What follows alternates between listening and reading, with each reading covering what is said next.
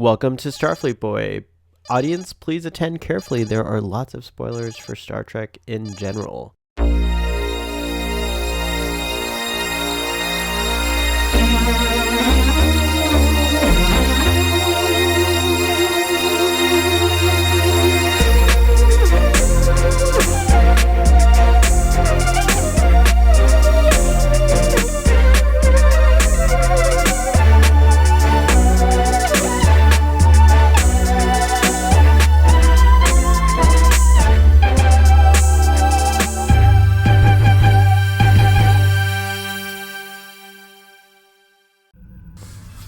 You say that I'm a writer. And so just in case you put this in, I'm not going to go too deep into my spoilers, but I am currently trying to write a short treks episode. That's my goal. I wrote something, and then I was thinking about it, and I was like, that doesn't make sense. And so I met my first challenge as a writer, which was, I've written all this, I put hard work into it, but I have to take it out and rewrite this new thing. And I'm like, that sucks. Oh my god, maybe you'll start empathizing with the writers on Star Trek. Yeah. Maybe. I'm sorry, that was so terrible. I apologize.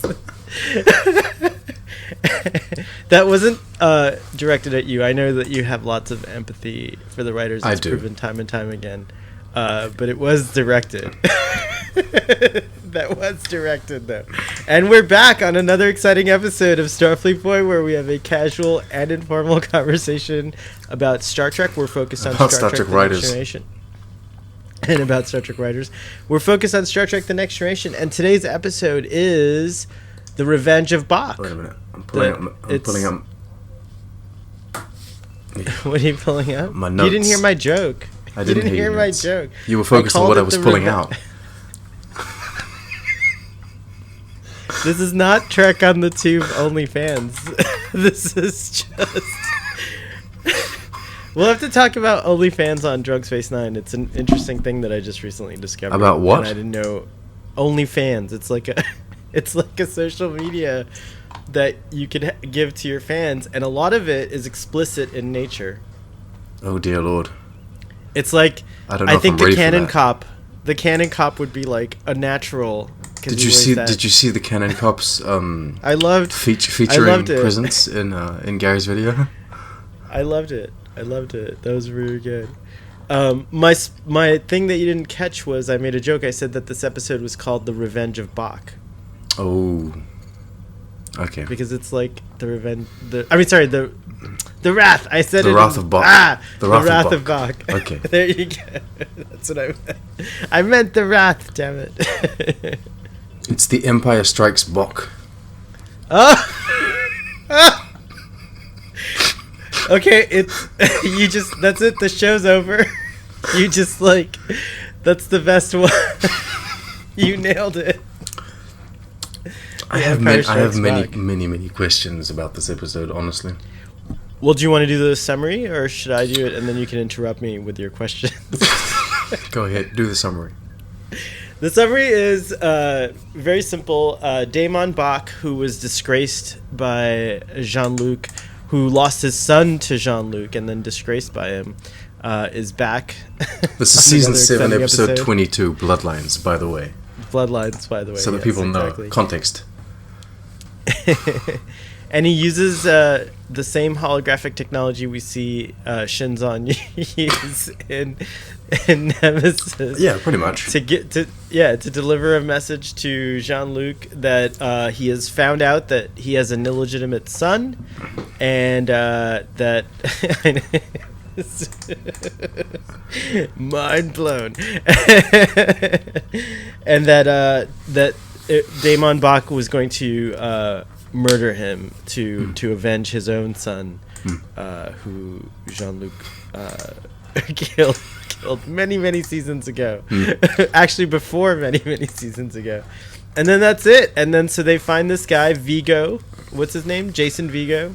Jason Vigo. Who I think I think he would have been a great spin-off if they did spin-offs back then. Like, could you imagine, like, the adventures of Jason Vigo? Yeah, Star Trek, go climb a rock.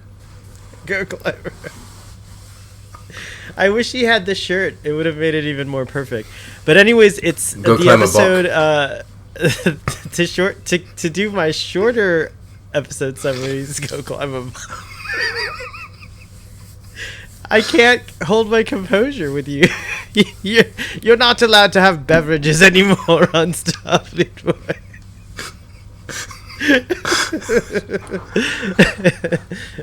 Beverages are banned. No. Anyways, I guess to wrap it up, it's a weird mix of Star Trek II: The Wrath of Khan, like without any of the action sequences or actual threats.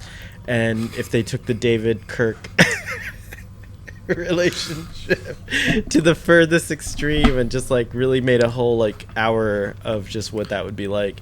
This is like an episode of interesting television without the interesting television. But no, it is. I actually like this episode. But it does end with a whopping surprise, which is that Jason Vigo was never Jean-Luc's son. But that doesn't mean there isn't an illegitimate son out there somewhere, because apparently Jean-Luc was not surprised. Son of Vash. that this could have been the case. I did not use a prophylactic when I was with your mother, and now you are here. No, I'm just kidding. That's awful.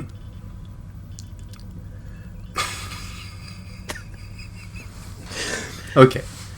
I think it would have been cooler if he was half Andorian or half Vulcan or half. But I like. First of all, this episode. yes, that would have been cool. I have a legit question here, and this is why I was wondering if the Doctor or I don't know, Ruben or anyone from like the old school days of your first viewing of this, we're gonna be here, right? Were you ever fooled by this episode? Like, did you at any point ever think that it was legitimately Picard's son? When I first watched it, I actually did. Really? So it worked? Yeah. Okay. Because I've never believed it. Now, the thing is, I don't know if I've never believed it, because maybe I saw this for the first time as a kid and just don't remember it. And so it was worked into me that I just know that it's not his son. But like, there's nothing, like, even the performances, I feel like when it's revealed, oh, we've done the DNA scan and it is half. You're like, I don't feel it. I don't feel like it's real or true. And it, like, I feel like the actors not even trying to, you know what I mean? Like, they should have not told the actors the twist. They should have told the actors it was legitimately his son. Oh, I see what you're saying. So you could get like a genuine Sir Patrick Stewart, like, oh my goodness, I actually have a son as a character now. And then it's strange. You know what I mean? It's strange that you say that, though, because there is something that I really liked about this episode this time around that I never thought about before. And I think in general, I was surprised the first time I saw this episode. I think I was a little disappointed that this was like a season 7 episode. I wanted every episode of season 7 to be like, just, you know, insane, like Deep Space Nine level kind of, you know. Well, like you want like conclusions and what have you, don't you? In season 7. Right. But then the next step you get Emergence, which is as conclusion as it is, but it's a shit episode. Oh, no. It's another one I like. It's good to know how you feel ahead of time. Now I know. It's a shit episode. Yeah. That's not even on your scale. I'm gonna build on what you say. Shit episode. You have to add shit episode. I'm gonna go the other way, and I'm not gonna talk about how this wasn't conclusion enough. I think that if the idea of Picard possibly having a son, and if they had kind of tweaked at the fact that maybe it was really his son, but they had done it maybe season 3, we could have built on that. It would have given us season 7. It would have given us there's no way. This is like 4 episodes off from the finale of the show. Bullshit. They're gonna pull out a son, right? Unless they were planning on like doing a Picard father something for the movies. Right. But no. Which would have been interesting. There was a lot of that kind of thing that happens usually when you want to, like, when you have a really popular show or a really popular character. MacGyver is one that I really love, and at the end of MacGyver, I think they literally pulled him out in the last season, and I think the hope is that the show would continue. It would go on with McJr. MacGyver Jr. Right, so I think this was kind of like one of the but I like, so the only thing that saves this episode for me is that he's not his son at the end. And I'll tell you why. I agree. Because we get to explore what Jean-Luc's feelings would be for a potential son without the danger. Like, without the, you know what I mean? Without, like, the responsibility of ever having to see this character without the story shattering element that is actually giving the character a son, because they give Kirk a son in the movies and then kill him. And it's like you do this huge thing for the character, like it's a child. Like, this is a huge storytelling. Well, a child element you never knew about, which is even big. It's like even crazier. You have to, like, yeah. And so I like. And then they just kill him, and it's like So this, at least they have the sense to not make it his actual child. Not like him. And I have to admit, like, one thing, you know, knowing what happens already, so this time I watched it, I guess, definitely for the performances. And I have to say that it's Patrick Stewart being really great with all his emotion. Like, a lot of face acting. I know we talk about face acting in Star Trek The Next Generation, especially. Like, I think there's a lot of attention to the subtle kind of gesture or, like, eye movement or whatever. And you see it in this episode. There's a ton of close-ups of Patrick Stewart, you know, like really close-up shots of him just reacting and things like that. But it was edited beautifully and it worked really well, I thought. And I really, like, felt sorry because, like, the moment that Beverly tells them that, you know, they're genetically related, like, his reaction's not even to hug. He's kind of like, just before that they were having, like, this conversation. It seemed like he was disappointed. He's like, so what do you do? And he's like, nothing. and Jean-Luc is like, what do you mean you don't do anything? Like, you know, like, it wasn't exactly those words, but you know what I mean? Like, there was this whole, like, he thought that the lady would have raised a different, you know, like, someone who was related to him would have been different, you know, like, he expected him to be more, I think, into things like Starfleet or whatever. Picard from Star Trek Picard would have reacted different.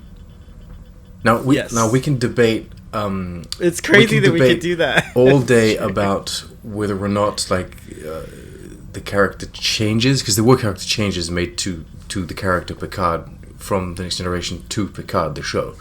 Well, I like to call it it's a character evolution. Yeah. So we can debate all day whether it was logical or not. The fact is, he was like that.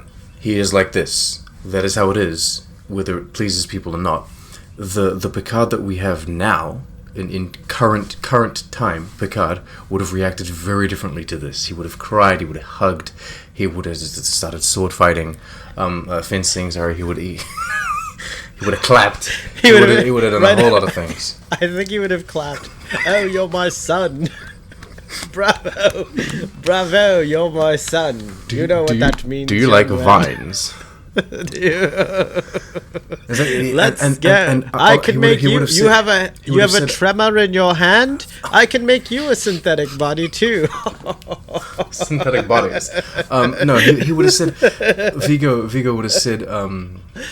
Jason Vigo would have said, I have a criminal record.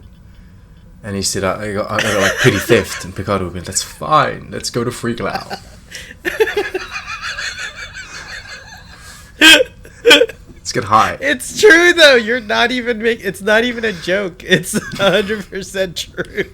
Like, what you just said is I think it's a very safe bet on what Jean-Luc's... You're not even stretching, but I don't mind. I do think that, like, listen to this. No, he's not in charge anymore, sorry. But he's still part of the writing team, so listen. Who? Bring back Jason. bring back Jason. No, they'll probably Vigo. just kill him every time they bring someone back. They just murder him. They bring back Jason for a scene where he falls off a rock. That's it. Come on. Okay. You got to get it all out of your system in this episode. This is the episode to do it in. Let's go.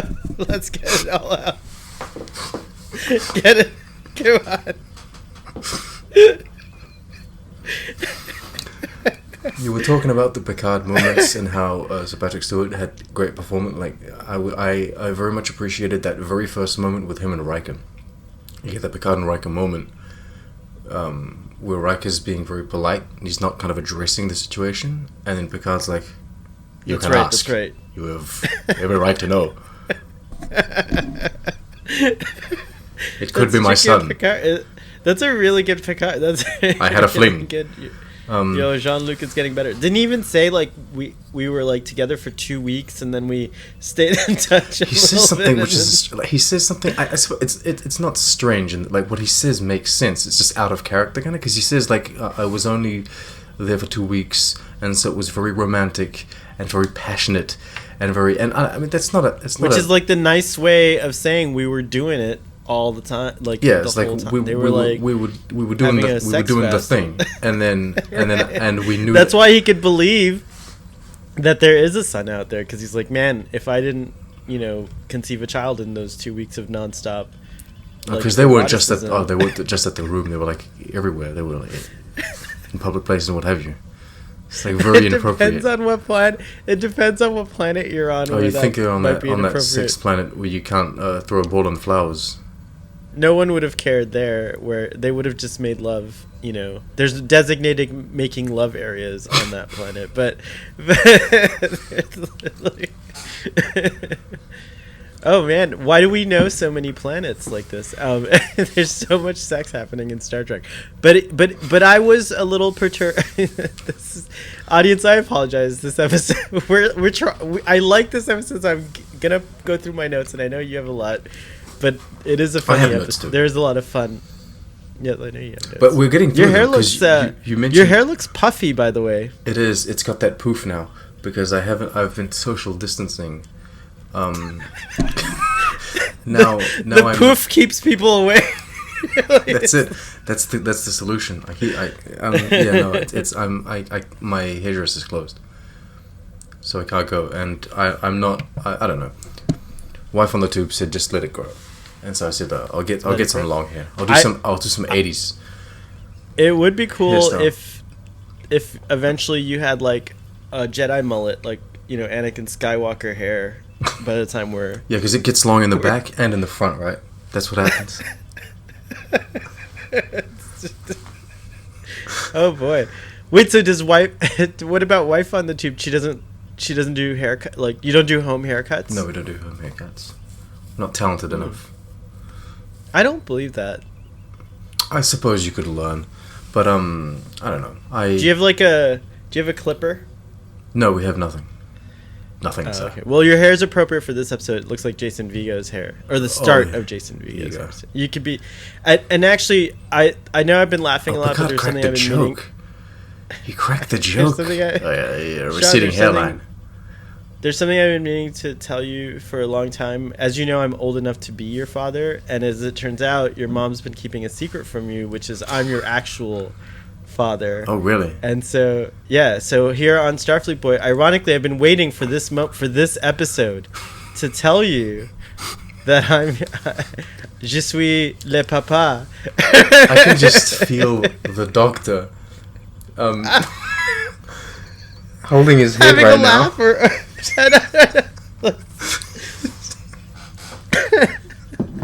Papa. I would, even though you're an adult now, I would still make you dress up in those ridiculous Victorian Christmas outfits at Christmas if I really were your father. Papa. And I would make you call me Papa on the show from now on. I'd be so mad because I'd always be stealing your Star Trek gear. Like I'd leave the house with your shirts and your cats. You'd have nothing left for you. I'd take your badges. My badges. But that would make me Papa on the tube. Papa on the tube.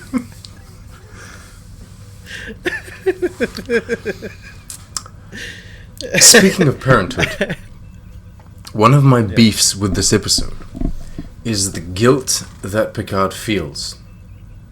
Now, I understand where this episode is coming from. They want to show that he's kind of grieved at the fact that he wasn't part of the kid's life, and that kind of stuff. And that is a kind of story that is important. Not only that, he also finds out that she died, so he can't even talk to Miranda. I think her name is Miranda, right? Miranda Vigo? I don't know. Mother Vigo, anyway. Mother Vigo. He couldn't talk to her. I feel like it's kind of not justified in the sense that it's not like he walked out on the kid and then years later realized that he made a mistake. Like, he didn't know. He was never told. And in his mind, like he never thought that he got her pregnant, right? In those 2 weeks. It was just they had a thing. It was fun. He moved on. And I think he says that he barely even spoke to her or didn't speak to her at all after that. So I understand, on one sense I understand you always have guilt even for things that you should feel guilty about, even if you can't really justify them. You're like, oh, I should have done that. But in this situation, I feel like the guilt plot line or the guilt plot was pushed too far because he shouldn't be feeling that.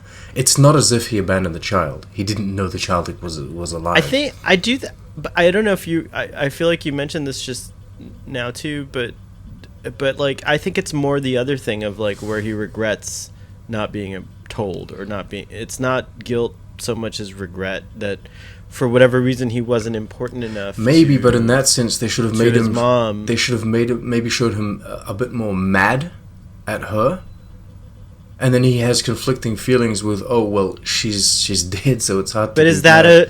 But is that, we've been talking about Jean-Luc's character, but is that keeping in with Jean-Luc's character? He doesn't seem to get mad until later. He gets a lot more mad in the movies, but the TV show Jean-Luc doesn't really get mad like that, we haven't had the line must be drawn here.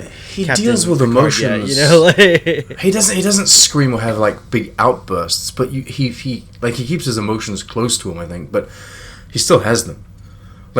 And we say he acts very well. But that's what I guess that's what I was saying is we see those emotions, but I do think if he feels guilt, I do think he's allowed to, but I think it's more remorse or regret. It's imagine, it would be really weird if somehow I found out, this is impossible for Starfleet Boy, but just as a person, if I found out that someone who I had a tryst with 20 years ago kept a child, hid a child from me, but all kinds of thoughts would go through my head, why, what was it about me that wasn't good enough to be a father figure? It's that kind of conflict that I would have preferred to see explored. I would have preferred to see, for example, Picard made some very hard choices about, I am not going to be the father or the family man, I'm going to be the officer. And then all of a sudden you say, hey, look, well, I didn't tell you had a kid because, and then we don't know because she's gone, right? And so he's asking himself, why didn't she tell me? Did she tell me because she thought I was not the right father? I was not the right role model? Did she tell me to protect me or to protect him? That's the kind of maybe dynamic that I would have gone with. Because just the guilt of, I wasn't there to help raise you, and because of that, you went rock climbing where you weren't supposed to. It's kind of dude, you climbed a rock. There was a fence in front of that rock. It wasn't allowed, right? Really, is that... And petty theft. The planet seems to be a poor planet. I think every single person on that planet has petty theft. Probably. Because he even explains, he says either you eat it or sell it when he's talking about objects. And it's just I think what's interesting about this, though, is that there is actually a Starfleet officer out there who is actually Jason Vigo's father, because his mother says, I don't know anything about my dad, he's in Starfleet. There's a Lower Decks episode, if you ask me. That's how does Picard does Picard think about the fact that he was not the only person being flinged at that moment? She was flinging. She was flinging with. I think it's with at least two officers at the same time. Same time, it's true. I think that's not a big deal as much as we think from our social. No, but maybe his ego. Maybe it would hurt his ego a bit because he's. Oh, I was. It might. She was with me for these 2 passionate weeks, but nah. She was like that girl from Mamma Mia, the movie. She was with like 3 men at the same time. Which would be okay. That would be totally no, okay. No, it's fine. But it would probably, like, it depends on his like Riker would be okay. He'd be like, I actually would have liked to have participated with those others, you know, like, so Riker's like, why did you keep us separate?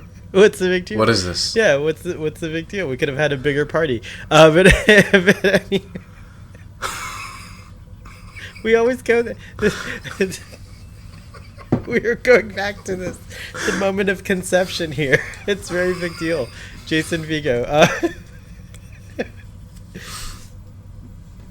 I like his pickup line to Deanna Troi.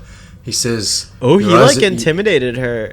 I like his. True. Your eyes are beautiful. Does everyone have the same on your planet line? And it's like, yes, because they're all from Beta Z. They do. They all have exactly the same eyes. What did you think of Jason Vigo in that scene? Like, did you? I kind of loved the character because of scenes like that one, and then later on in 10 Forward, he was also. Yeah, it wasn't violation or it wasn't intimidation. It was just it was very cocky, kind of.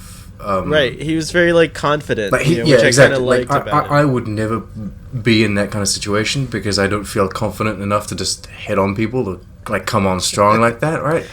But he feels very sure of himself, and I would be afraid of looking like a fool, right? Like even if Deanna Troi was my thing, I'd like, oh no, I'd feel like a fool. He looks like the kind of guy that is, I'm just gonna, if it works, right? If it doesn't, that scene is also, I think, really cool because it kind of like is a wink to the audience. It's a moment where the audience knows a layer more than Jason Vigo does, because like, and I think this is evident in Marina Sirtis's performance. There is that like we know that she's actually able to sense that he's flirting. Like she can actually sense his, and you could see her kind of like blush and recoil a little bit, knowing that like she's just like, all right, this guy has only one thing on his mind, and it's not to talk about Jean-Luc Picard. So I like that, and that kind of like cocksure or that kind of like confidence is shown when he's just like, she's like, all right, well, I came here to talk about your father, but if you want to talk about other things, you can book an appointment with me.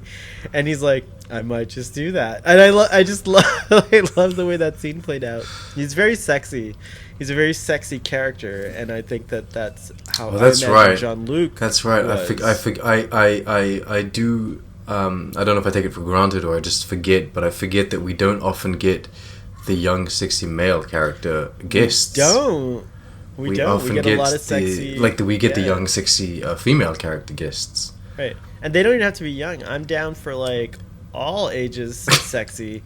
We don't get enough male sexy characters in any age bracket. To be fair, although Jean-Luc is sexy. You get Jean-Luc and Riker in every episode. Yeah, but they become. We get used to them. We get used to them. Exactly. We stop seeing them as sexy. You always need that new. That's the word, not young, but the new sexy person. Oh, okay. Is what you need. You need a new injection into the show every. I see. Yeah, you need that new. But yes, Jason Vigo is very. But the actor, by the way, I did look him up. I can't remember his name at the moment, but he was famous for being in the movie Leprechaun, and he's done a ton of TV. And it seems like his last credit was in 2015. Let me see if I can find it. Ken Oland. Ken Oland, thank you for finding that so fast.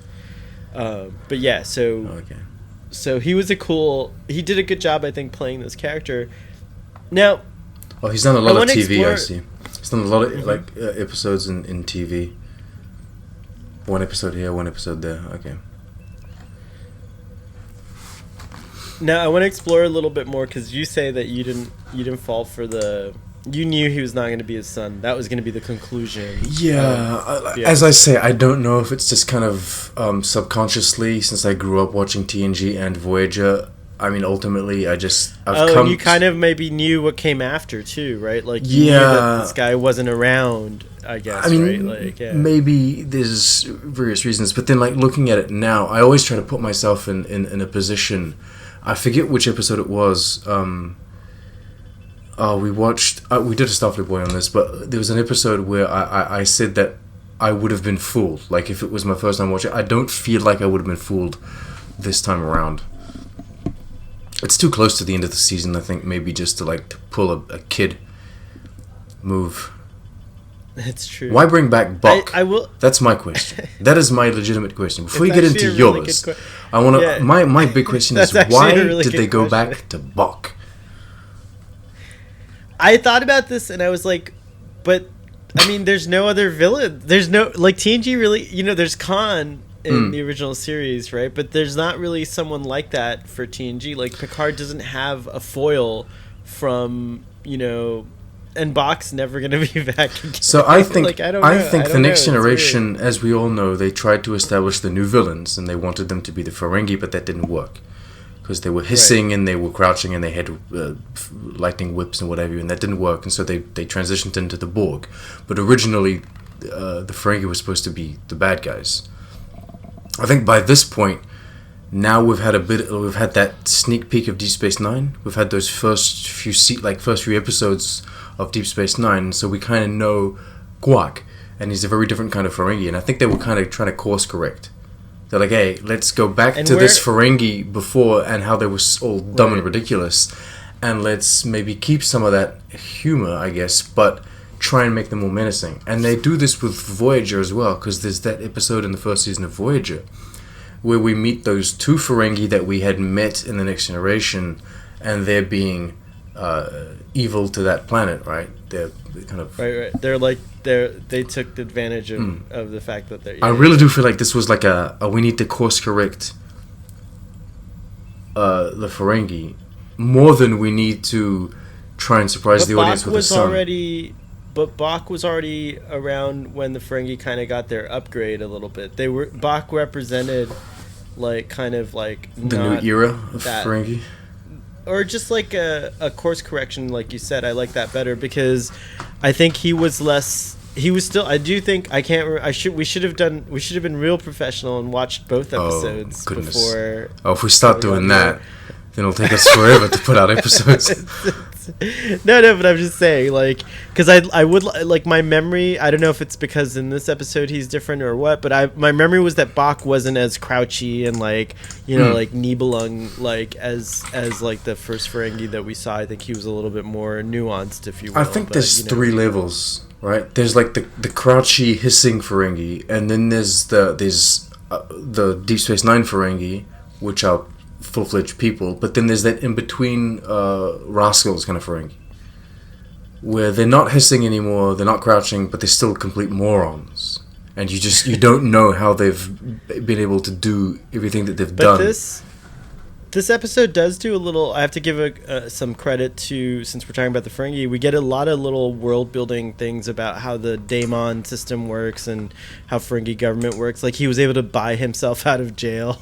Like, he was serving a life sentence, and he was able to raise enough money to buy out his life sentence. Ferengi that's society very is just like.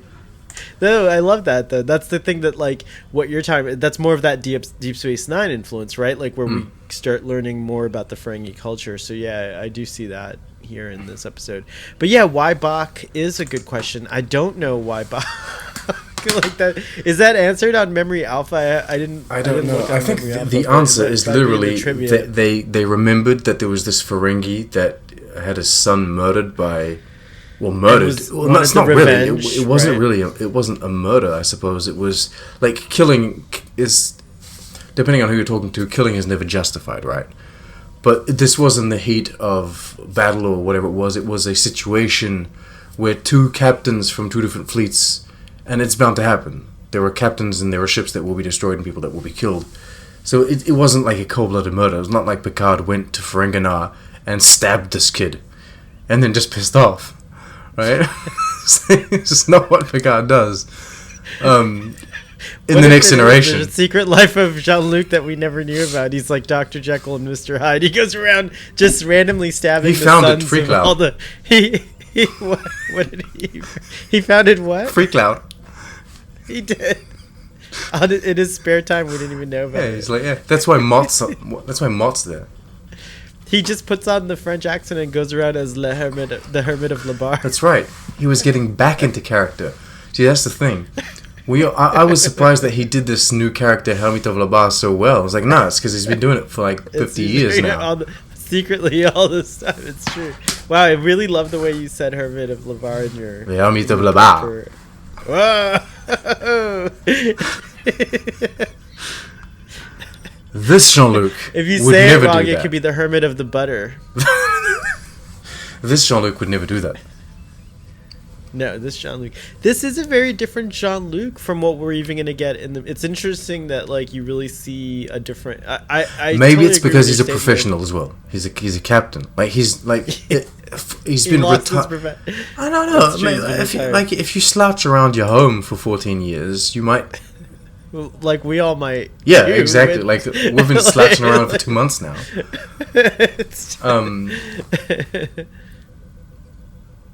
Oh my goodness. Well, okay, you had questions. Go ahead. Hit me with your questions. No, you had more questions than I did, but I think your question aligns with mine. The Damon Bach thing, I think that was like probably the biggest failure. But I can't think of who else could would Tomalak have done that? There's not anyone else that I don't think of. We needed the only other person. Only other person I could think of would have been Q, but we're gonna get a whopper with Q, coming up very shortly. Like a nice bookend is on its way with Q. So I'm gonna be honest. I can usually find ideas in my very amateur writer mind. I like to remodel and restructure episodes and movies into a way that I think would be better, or at least in a way that I think I would prefer. Right. I can't do this with this one. I just don't know what to do. Like I'd just just take it out. I don't need it. It's one of those episodes that is not necessary because I don't even think it world built like the world build.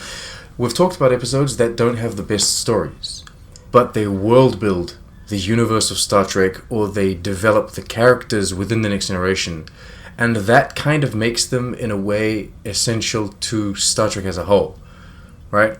Because there are certain episodes that it's not the most interesting story, but it tells us about this character or this character, and ultimately.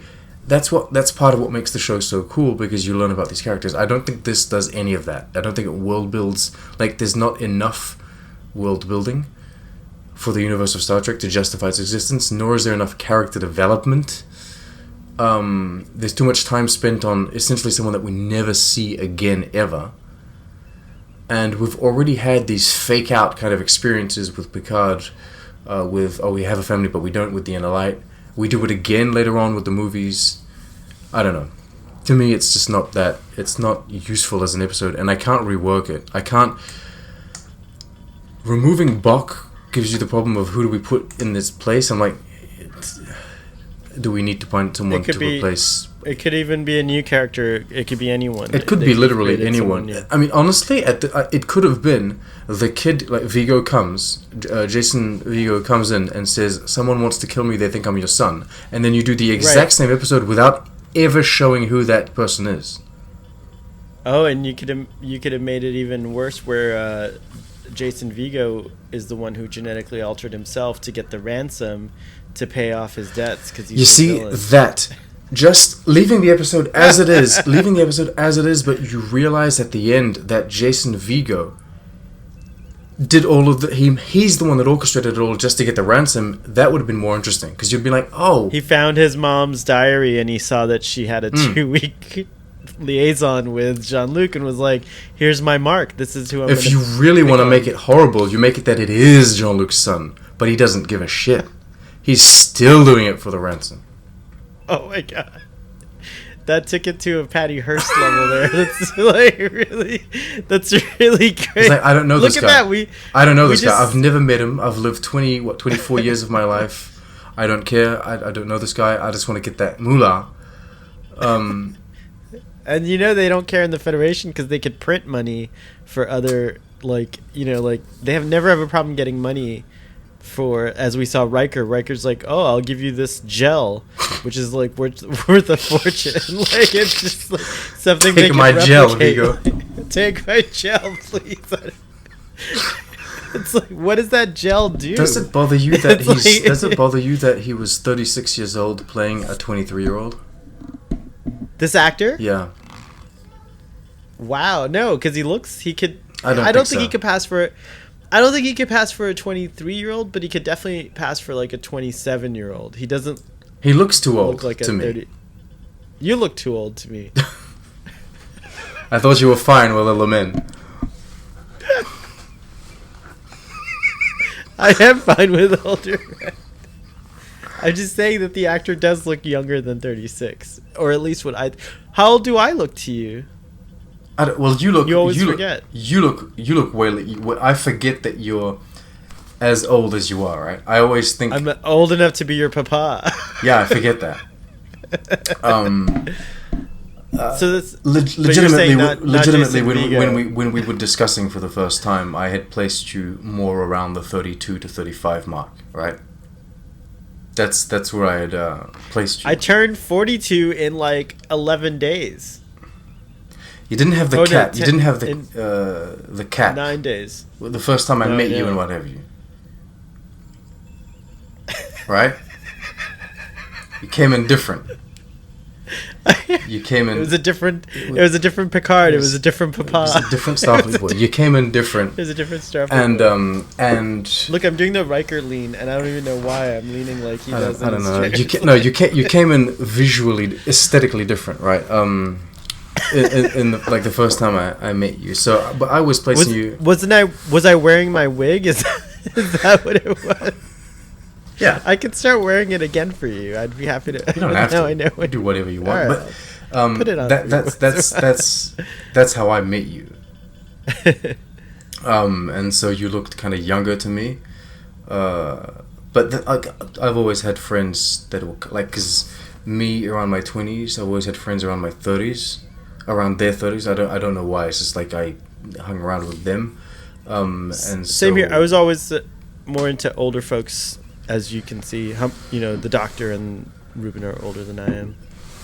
I don't know how old they are, but not like that old. They're like a million years old. Anyways, we've digressed way. This is like more. This is beyond what the audience cares about. They don't want to hear about. I believe that young hot boy in this episode is more of young hot man. I think young hot boy. A young adult is more of a older hot man, because I think that he's more. But your 20s, you're a man, like, or a woman, like you're not. Even if he's playing a 25-year-old, he's not a boy anymore. Even though I know that Hollywood has a habit is a 42-year-old Starfleet boy is a 42-year-old boy, but still, Hollywood does have a way, or Hollywood or cinema movies in general, to have a way of they cast someone that's 25 and then kind of use makeup, whatever. Oh, they're 17, right? That's how they do it. But I felt like he was maybe a little too old. Can you believe that this episode didn't air in the UK? When it aired in the until 1996, I think that's what happened often for the UK, though, didn't it? They got the releases. That's a long time to wait to get an episode. It's almost as long as the short treks are taking to reach the UK. I don't live in the UK, but we have lots of friends in the UK, so I get what you're saying. The idea for these this are problems of episode the past. They should not be problems of this present. This is from Memory Alpha. I want to read this because I'm curious. Okay. The idea for this episode resulted from a conversation Jerry Taylor had with Brent Spiner and Patrick Stewart on set during the filming of Masks. So they came up with this idea on set during the filming of Masks. That means it wasn't... Does that mean that season set... We complain... Lots of people complain that like Star Trek feels like it's too rushed or put together at the last minute, or they change it too often. But look, it seems like that kind of stuff was happening in season 7 of TNG. Wait, what do you mean? The idea for this episode came about during Mass. That means this episode was it was spawned in the middle of filming season 7, which is crazy to me. I didn't realize that. No, that's fine. That's okay. I mean, that makes to me it makes sense because they're doing self-contained stories. They're doing like one little story. So maybe you do a story and there's like one thing that comes up. And you're like, okay, we're not going to elaborate on this because we already have our script and we're filming. But keep it in mind, we'll do another thing. It shouldn't be. I don't think it should be the case for serialized Star Trek though. Like if you come into Star Trek Picard and you say we're going to tell this story, I don't think there should be. I mean, yeah, maybe leave a little. I think something happened. But I think think something happened in the middle of Star Trek Picard because in the trailer for Star Trek Picard, there's that shot that we still never know what that is of those Romulan style ships heading toward a planet that looks like Mars. It looks barren. Yeah, we've seen that. We saw that on the show. When did we see that? It's just basically the Romulan ships. It's the AIs that destroy. It's the robots, the synths that destroy Mars. I'll point it out to you. I'll show it to you later. But there's a shot that looks like the. Let's not get into that. All right, Star Trek Picard has some really really shitty writing in parts. All right, sometimes it has some very very good moments and some very nice dialogue, and I really like it. Well, I'm not even talking about the writing. I'm just talking about like shows change. I know, shows seem to change. My opinion is that is that they shouldn't. If they are this kind of show, if they are the Star Trek Picard style of show, I feel like you should come in strong, with an idea, with an end, develop. You can maybe do a few things in the middle, but there shouldn't be that much room for improvisation. Like if you take Better Call Saul, or The Expanse, that kind of stuff. Like I know that each season kind of builds and improvises, but this like one season itself, it is constructed and it doesn't. Anyway, I'm sure that season 2 of Picard will feel that way. Jerry Taylor, after having that conversation with Stewart and Spiner, asked Stewart if there were any aspects of his character that he felt were unexplored, and Sir Patrick said that he noted the unsatisfied vengeance of Damon Bach. So now we know why Damon Bach. It came from Sir Patrick Stewart. My for the first season episode, The Battle. He commented, "It's always fascinating me that there's this creature running around the universe even now who despises me." And so Terry Taylor gave the idea to Nick Sagan, Carl Sagan's son, to flesh out, and that's how this came about. And the citing, the source of that knowledge, by the way, is Captain's Logs, the unauthorized complete Star Trek voyages, which I've never read, but it seems interesting. So this was Sir Patrick Stewart's first shot at being like an executive producer on a Star Trek show. This was his input. He said, "Bach." The Wrath of Bach. I told you, it's the Wrath of Bach. Sagan recalled, I remembered Bach, and I liked the kind of twisted, nasty villain he was, and remembered thinking it was one of the few cool episodes in the first season. I'll give him that. I mean, it's the Picard maneuver episode. It's a really good... That episode does stand out. And so he goes, I figured Bach would try to get revenge against Picard's son, and who would that be? Is Picard's son the ship? No. Kirk's son is the Enterprise. I think of it more like Kirk's wife, but whatever. Yeah. Anyways, I decided to... I don't think Kirk... I disagree. The Enterprise is Scotty's wife. Yes, you're right, actually. That's true. But then what is she to Kirk? His mistress. There's something. Like he's trying to steal the Enterprise off Scotty, but she's mine, right? Scotty seems to be okay with James Tiberius Kirk being the... No, because Kirk is fine with changing ships, doing refits, getting another ship. He doesn't care. No, that's not true at all. No. That's Picard, who doesn't mind crashing his ship into anything. Kirk feels bad because he blew it up, but he blew it up nonetheless. He's like, whatever. No, Kirk is very... Like, God damn it. I do agree that Scotty and the Enterprise and Kirk and the Enterprise, it's a strong... But I think Jean-Luc, he's just like, just ram it into that thing. He doesn't care as much about the ship as Kirk does the Enterprise. Put it in that scimitar. It is interesting that Nick Sagan refers to the Enterprise as Kirk's son. I think that's an interesting take. I'd never heard that before. I'm gonna say something that's going to insult me. All right, or that's going to criticize me. All right, I will say this, and I will be honest about this. I will be truthful. Oh, okay. All right. I am very critical of when Michael Chabon or Ted Sullivan or basically anyone that writes Star Trek nowadays, they come out and say shit like that online. All right, and they just randomly say things. But I am, on one hand, I'm like, how the hell could you interpret or understand Star Trek in that way? And so I get vocal about that. And I know it's not a thing that I should do, but I would have very much done it with this Nick Sagan dude, right? Nick Sagan comes out and says Kirk's son is the Enterprise. I'd have been like, what the hell are you talking about? Where did you get that? I would have been, that's ridiculous. I would have quoted that and done a hashtag. I think there's a Twitter poll. Dumb statement.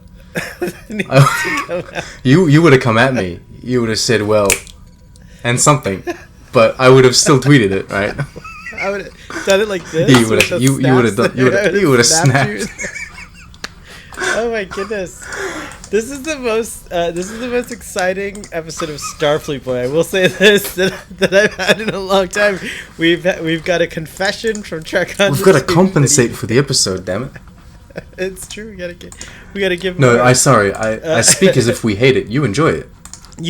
I do enjoy it, but I think you'll be in agreement with my rating. Oh, I'm definitely sure that you're not going to give it a hard 10.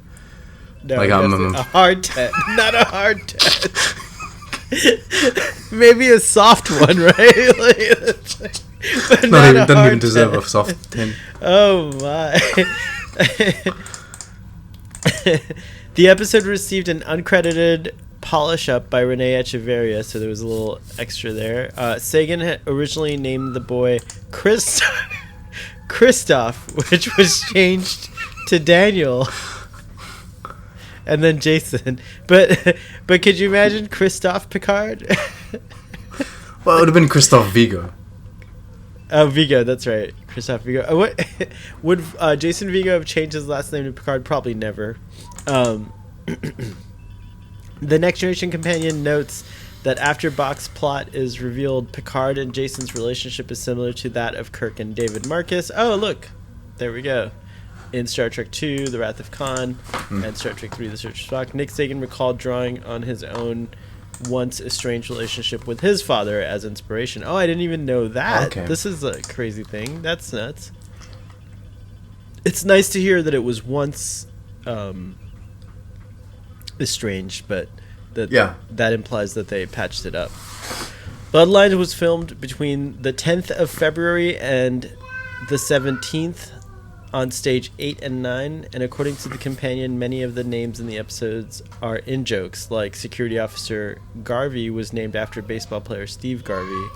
Forrest Trent syndrome was named after the battle writer Larry Forrester, and Trent Reznor from the rock band Nine Inch Nails. Wow. Okay. Huh. I imagine a lot of stuff like that happened, and still to this day, right? Right. Sandra Rhodes was named after an Air Force officer and Star Trek fan. Sandra was the security officer in the 10 Forward scene. Interesting. You know what's weird is now I notice how Guinan's not in the whole scene. And the whole end of the yeah, and I always thought she was always in it. Isn't that weird? Like, until this, it's weird how your subconscious can do that. Like, I always thought Guinan made it all the way to the end. But anyways, that's all we've got from. I have a question. Ooh. I have my last question. Okay, and then we'll wrap it up. Okay. Why do they not straight up lie to the Ferengi? I know that it's all about being, honest, and it's the best of humanity and what have you. That's Star Trek. But why don't they? Ferengi Bok says your son is this dude, and he's climbing a rock on this planet. And they go to the planet. They find the dude on the rock. They beam him up. They run the test, and they realize that, oh my god, it's Picard's son, right? Or that they're fooled, right? Why when they contact Bok again, or Bok contacts them, Picard's like, I'm not falling for your ruse. He's not my son. And then... Well, because that could backfire with the since the test showed it was positive. Like, but why doesn't he just lie? He's a Ferengi, right? We've established that Ferengi, they're not the sharpest tools in the shed. It would have been a gamble because Bok would have then realized that his plan didn't work. Subterfuge he was actually... But had he been really his son, Bok would have been like, oh, well, whatever you want to believe, but it's actually your son, I'm going to kill him. So... It was an interesting bit. But he could have said, we're Starfleet. We're Starfleet. We have way better tests than you. And we've put all of the resources in this. Right? We've talked to Admiral Nechayev. That's like a Captain Lorca move. And we all know he's from the Mirror Universe. or it's a Cisco move. Not quite the Mirror Universe. But Cisco would have pulled that.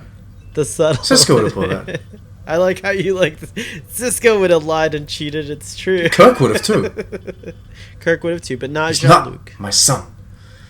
He's not. That's a good question. I just disagree. I don't think they would have. I don't think it's just a possibility for this crew. Janeway would have blown him up.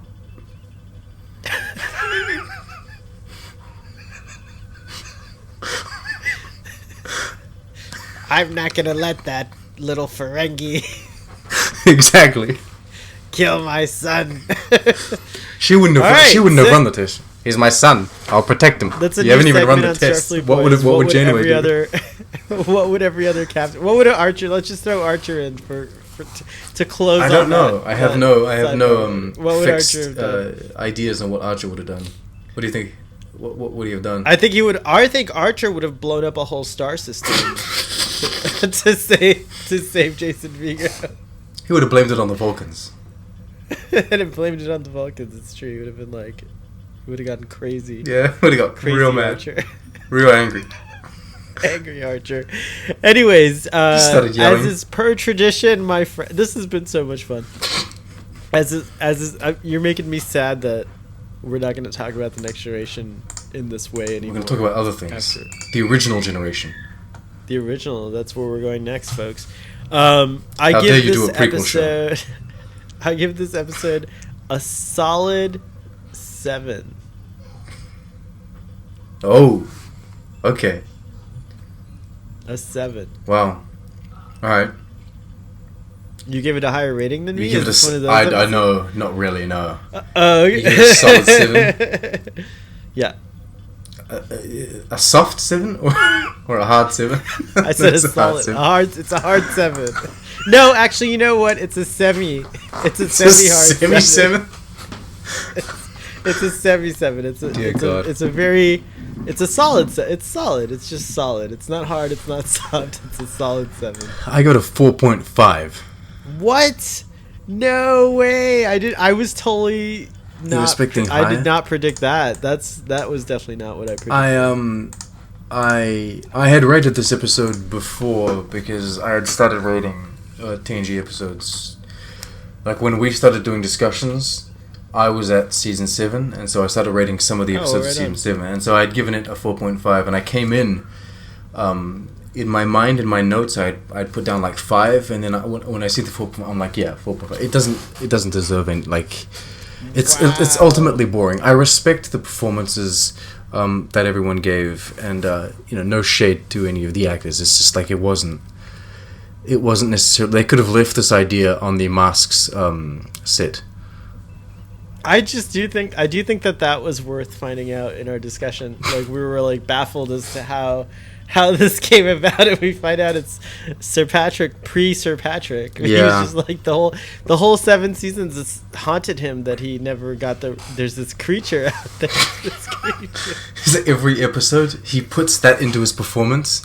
The fact that there was this Bok character out there, out for. It's a good thing every single episode is before. That's why he's so liberated in Picard and in the movies, right? Going forward, he's all like, I'm free now. He's he's like, I defeated Bok. The what? The Borg? Bok.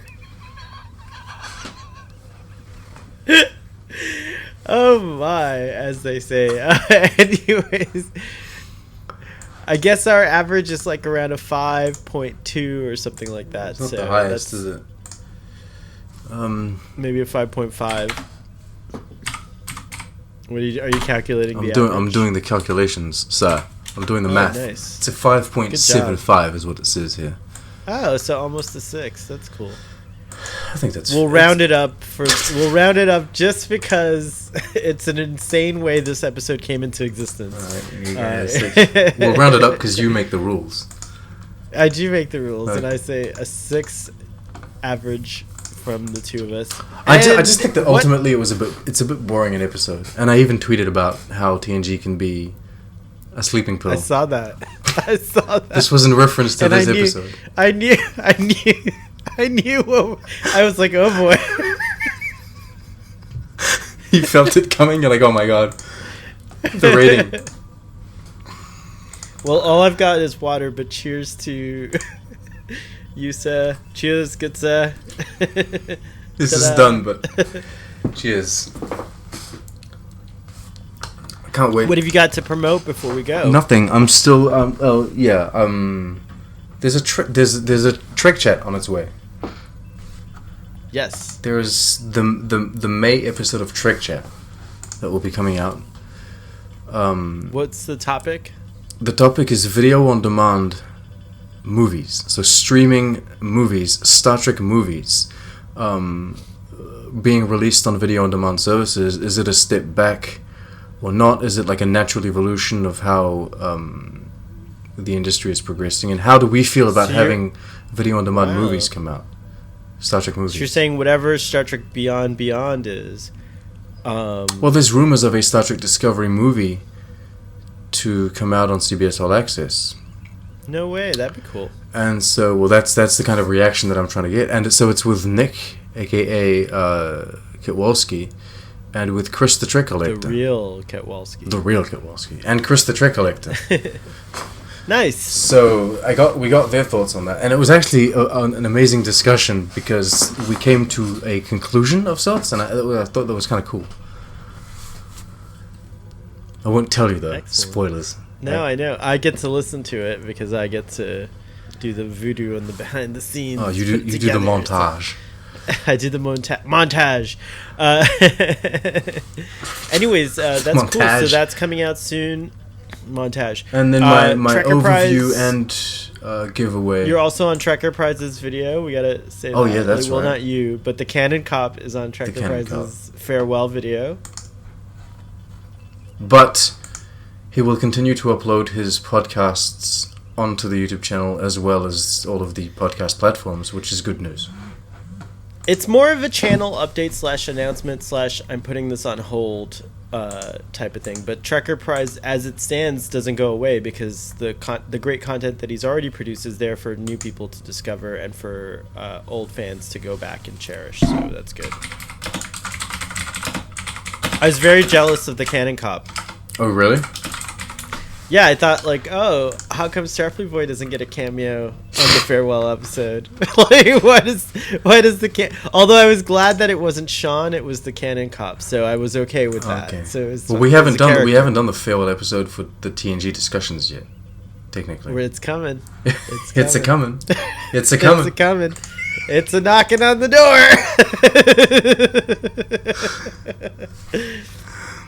Oh my god. We've already told the audience that you're my long lost son, that you didn't know that I was your papa. And so that was a big No, but there's a twist. The reveal is no.